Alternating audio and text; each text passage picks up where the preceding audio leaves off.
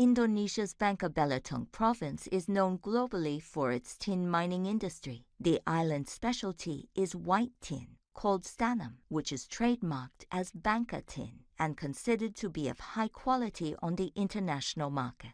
Bangka Belitung province has a population of 1.4 million people, the majority of whom live in and around the capital, Pangkalpiang. The largest ethnic group in the province is Malay, and local Malay dialects are the most commonly spoken languages in the region. There are also significant numbers of Javanese and Chinese people who live on the islands.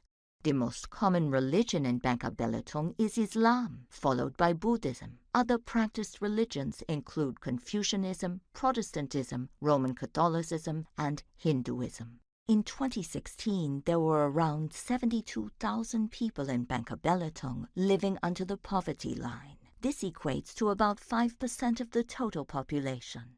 Over the last decade, Bangka Belitung has experienced lower economic growth rates than the national average. The mining and quarrying industry, however, continues to contribute a relatively high percentage of gross regional domestic product at about 12%.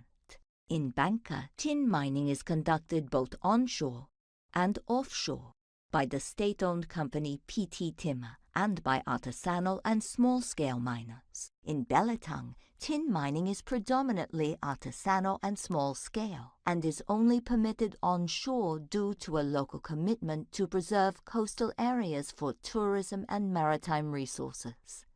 The impacts of tin mining in Bangka Belitung are wide-ranging. As a pillar of the regional economy, tin mining generates wealth and employment opportunities for local communities, providing much-needed income streams that help workers to support their families. But there are significant concerns over the environmental impacts of tin mining, which has led to the destruction of large areas of conservation forests. In the informal mining sector in particular, mines that have become uneconomic are often left abandoned with no rehabilitation. This leaves the landscape full of craters that are difficult to rehabilitate. Land clearing has also disrupted local farming methods and stifled the production of valuable community resources such as rice, rattan, and natural honey. Most offshore mining is informal, with inadequate monitoring and risk mitigation.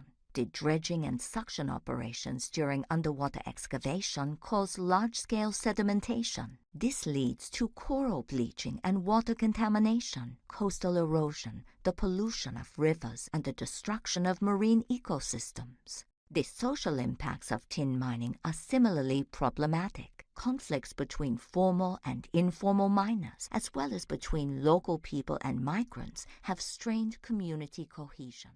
In 2014, the International Labour Organization estimated that over 6,000 children aged between 5 and 17 were employed in informal tin mining in Bangka Belitung province. The school participation rate for these children was 23%, compared to the provincial average of 76%.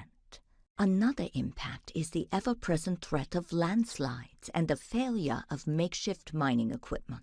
Since 2010, international media has reported around 160 fatalities in Bangka Belitung from both formal and informal mine sites. In reality, the numbers of fatalities is likely much higher, as unconventional miners tend not to report incidents so that unwanted attention is not brought to their activities. In 2017, Bangka Belitung's governor announced the province's decision to issue a moratorium on new tin mining licenses. This decision is intended to ease the industry's environmental impact and give mining operators time to revise and improve their practices. Meanwhile, a large high-grade tin deposit has been discovered on Bangka Belitung's neighboring island of Banyak Timah, with a population of 24,000 people and a surface area of 1,250 kilometers squared.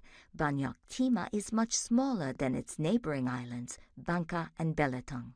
But it may be about to join them as a major producer of tin. The results of recent exploration studies have identified an economic reserve of 35,000 tons of tin, equivalent to more than one-third of Indonesia's current tin reserves.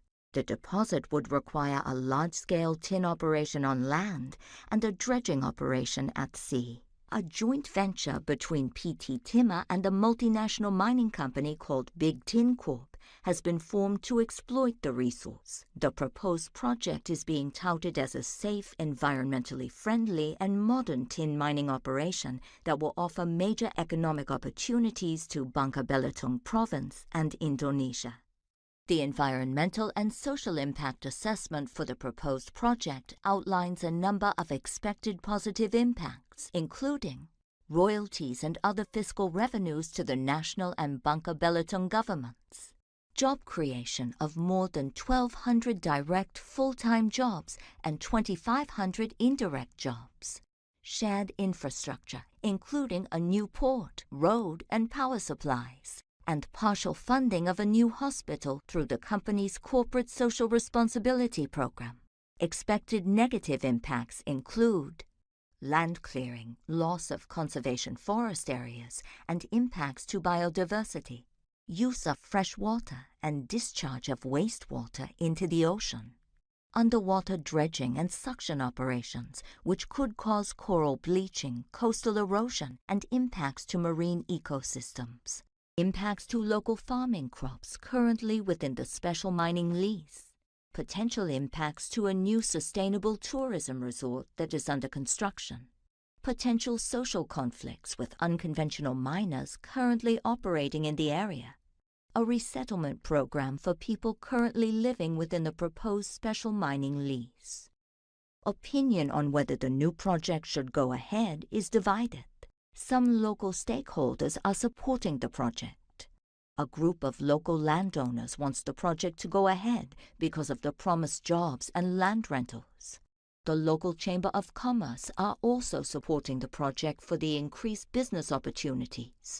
Major electronic companies see the new project as a way to supplement their supply chain with tin that is responsibly mined. But there are also a number of stakeholders who are against the mine. Local and international NGOs are opposing the project on environmental grounds. The local tourism authority is also against the mine because of the impact to the burgeoning tourism industry. Unconventional miners are concerned about the impact that the mine will have on their livelihoods.